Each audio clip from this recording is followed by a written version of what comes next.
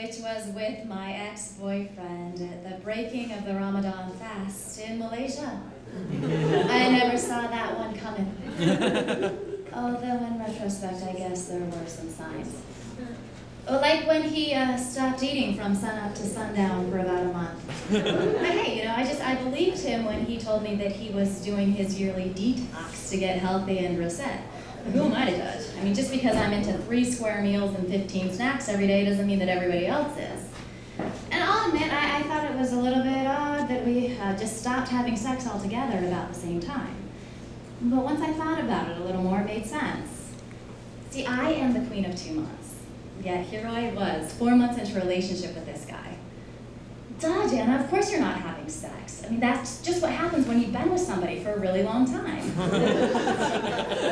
Of course, the part that was the most confusing to me, though, was that up until the point I found myself in Malaysia, I was convinced that my boyfriend was a gigantic Oaxacan.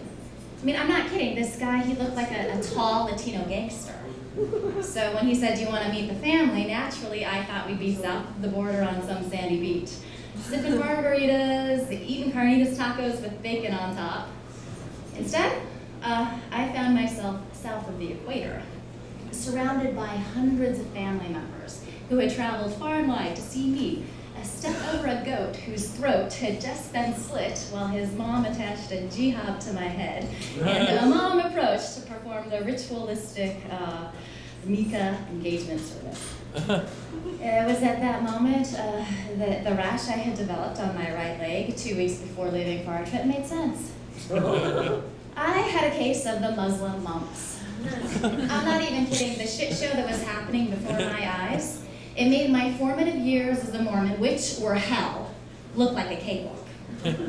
Now, as bad as all of this sounds, it was absolutely nothing compared to the bomb he dropped on me when we got back to Los Angeles. So just allow me to paint the picture of the Last Supper, as I like to call it.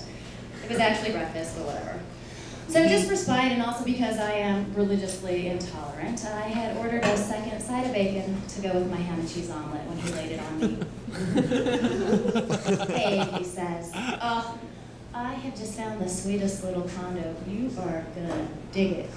Pack your bags, doll. We are moving to the Shokes." And I'm like, "The Shokes? What you talking about, Willis?" And he is like, "The Shokes?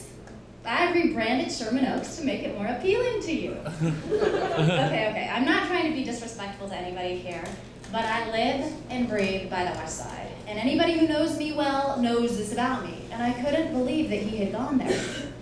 I say to him, it kind of sounds like you're trying to choke the life right out of me.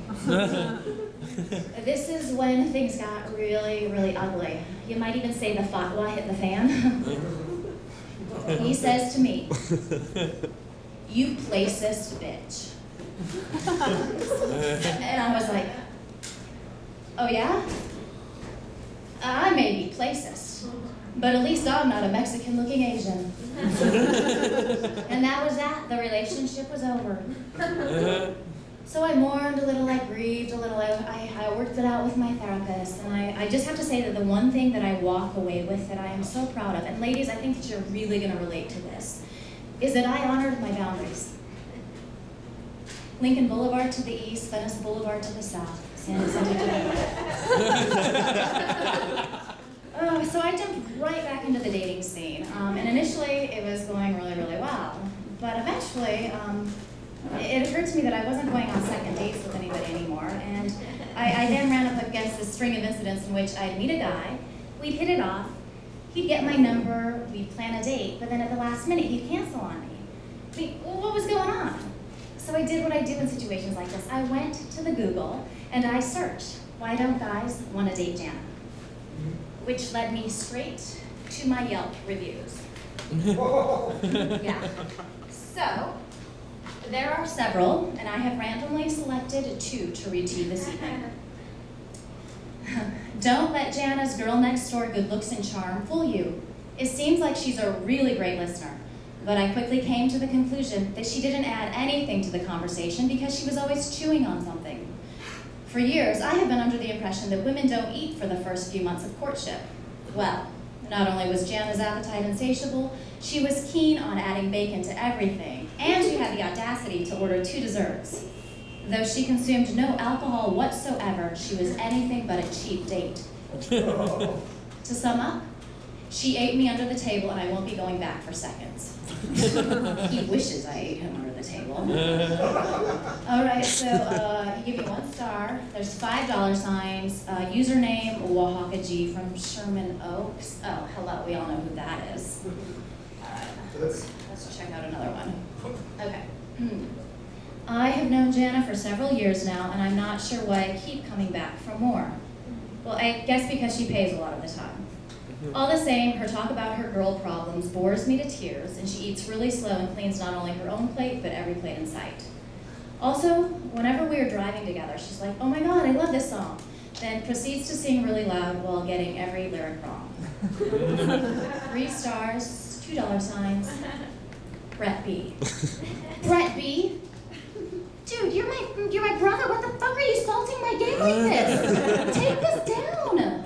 It's your fault. You know what? Never mind. It's okay because I've come to the conclusion that I'm through with dating. I don't need a relationship to make me feel good about myself. And to that end, I've written a little jazz ballad that I'm going to sing for you this evening. It's sort of an homage to all of the lovers I've had before and to all the loves that will never be. Enough, Brett. You don't need to hear your sister sing this. You walked in on New Year's Eve, singing Auld Lang Syne. You caught my eye as you ate your steak and sipped your J-Lor wine. But if you think that your big tip will get you in my pants, well, I think twice. Big tips are nice. I might give you a chance. No, I'm never having sex with you. I just don't think it's wise to kiss your lips and touch your skin, get lost in your blue eyes. And though it's true, the sight of you does make my heart stand still. I'm never having sex with you. Oh no, I never will.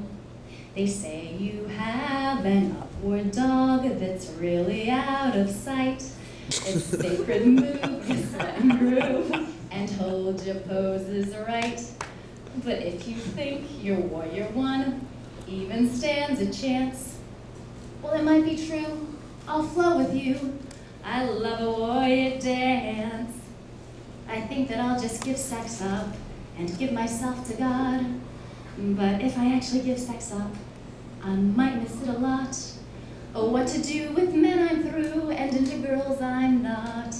I'll probably have some sex with you, just not an awful lot. I knew I had a thing for you when you put your longboard in. You dove in deep and broke that wave.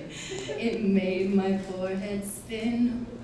But if you think that your wetsuit will make me change my mind, well, I might jump in and take a swim. Good rubber's hard to find. Okay, I might have sex with you. We could give it a try. But if you write a Yelp review, you better make it kind. And pay the bill, give me a thrill. Make it a smashing date. And I just might have sex with you. Or tease and make you wait. Thank you. Have a great night.